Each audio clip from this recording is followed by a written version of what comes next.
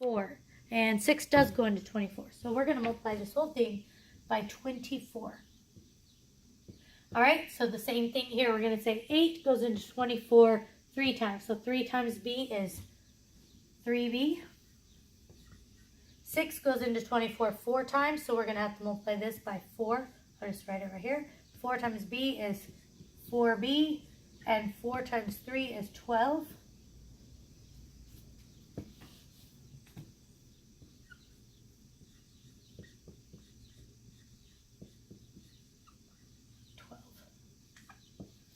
And then you do have to multiply your whole number by your denominator. So 24 times 3, negative 3 is going to be a negative 72, I believe.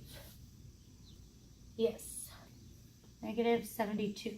All right, and then just continue solving for your variable like we've done all algebra long. So we have 3b plus 4b gives you 7b.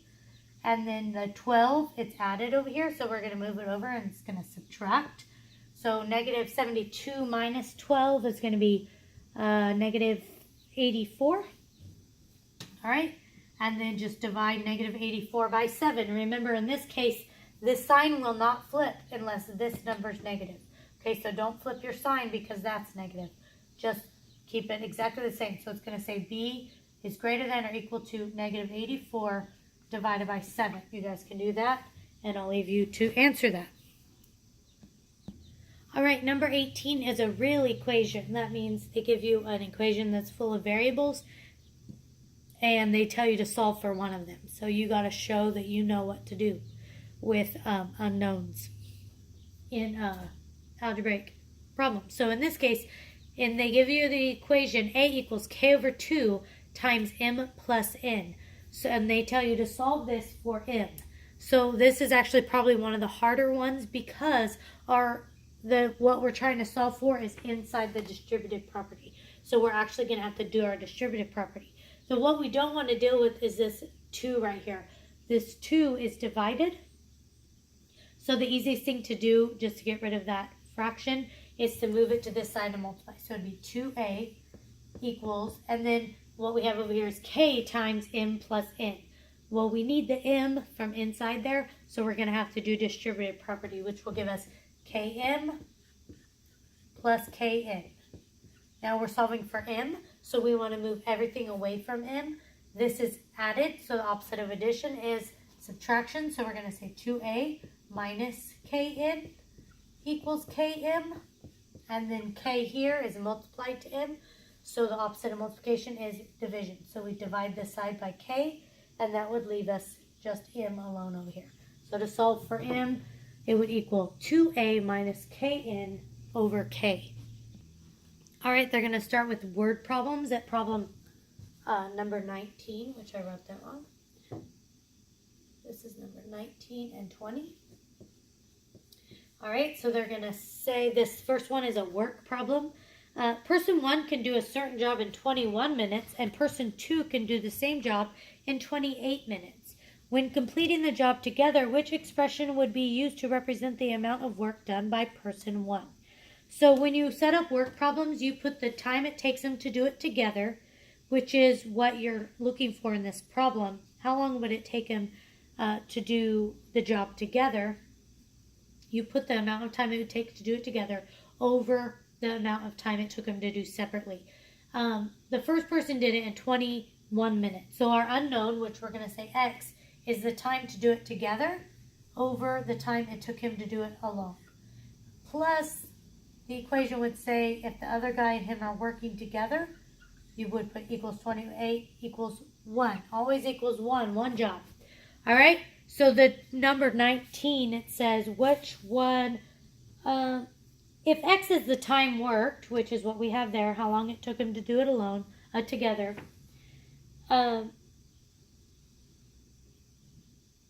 what represents the amount of work done by person 1? So that would be this, x over 21. All right, then they ask us to actually solve the problem in number 20. So the same rules apply to everything we've been doing. You have to have a common denominator. So you need to find the common denominator of 28 and 21.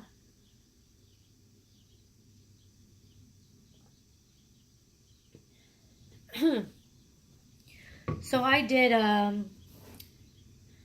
the way I do it is just take my bigger number, say, can 21 go into 28? No, so what's 28 times 2, which is 56? Is that divisible by 21? No. How about 28 times 3? Yes, 28 times 3 is 84, and 84 is divisible by 21. So I'm going to multiply this whole thing by 84 because that's our common denominator. 21 goes into 84 4 times. So 4 times x is 4x. 28 goes into 84 3 times. So 3 times x is 3x. And then don't forget you have to multiply 84 by your whole number over here. 1 times 84 is 84. Then just add your variables. 4x plus 3x is 7x. And divide. And you've solved for how long it took them to do it together. Number 21 is a number problem. The equation says find two consecutive odd numbers such that the sum of 3/7 of the first number and 1/3 of the second number is equal to 38. So remember, in consecutive numbers, you would call the first one x or n or whatever letter you're using, and the second one x plus 1. But this one says consecutive odd numbers. So if they ever say odd or even, you have to skip a number. So instead of x and x plus 1, you have to use x and x plus 2. So then our equation, so those are our variables. The first number is x, the second one's x plus 2. It says that so that the sum of the first number the sum of 3/7 the first number. So it's going to be 3/7 of n. They say the sum, so that means we're adding these, and 1/3 of the second number. So 1/3 the second, which would be n plus 2 because it's odd numbers, is equal to, what do they say, 38. All right.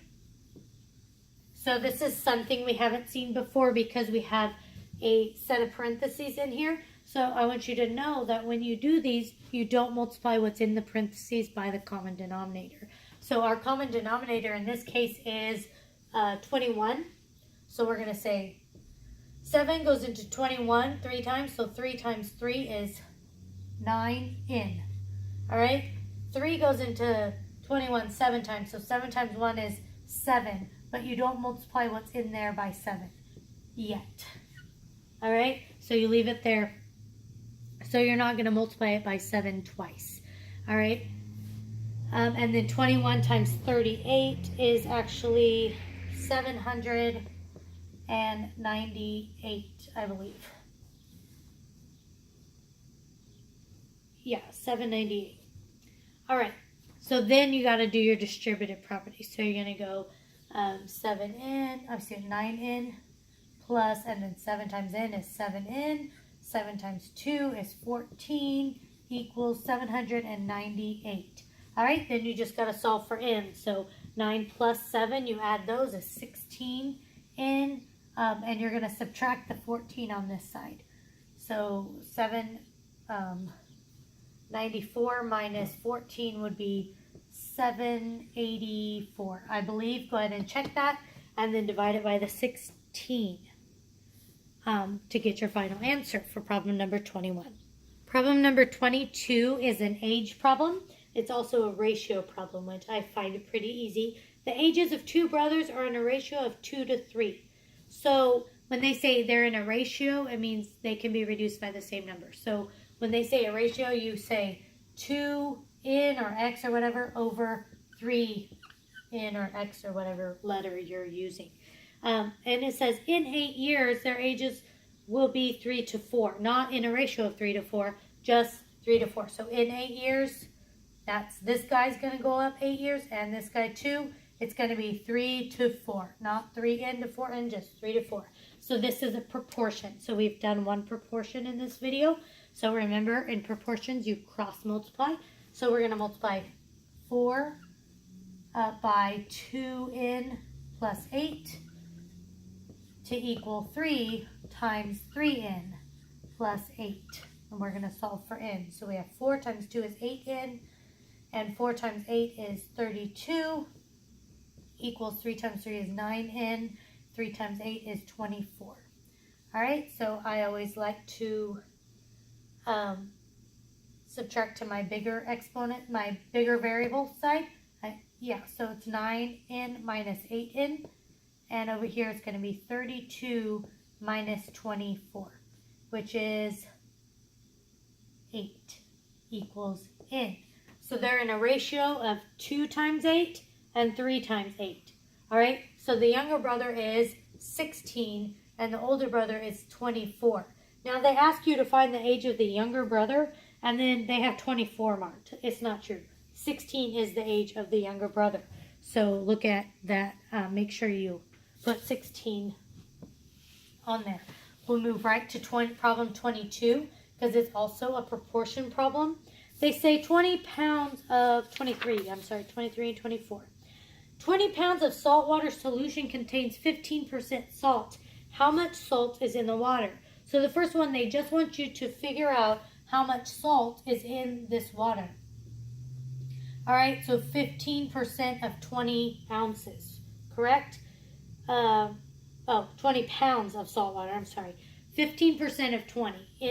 Regardless, it's 15%, so you go 0.15 times 20 like that, which is actually 3 pounds, all right? Then this is how you set up your proportion. The equation says 20 pounds of saltwater solution contains 15% salt. How much water must be added to weaken the solution to 12% salt? So right now, it is 15% salt. So 3 out of 20 is salt. Now, this is salt. 3, you're adding 0 salt. And they want to know how much water. So that's our unknown right there. To equal a 12%. So when you put your percent, you put 12 over 100.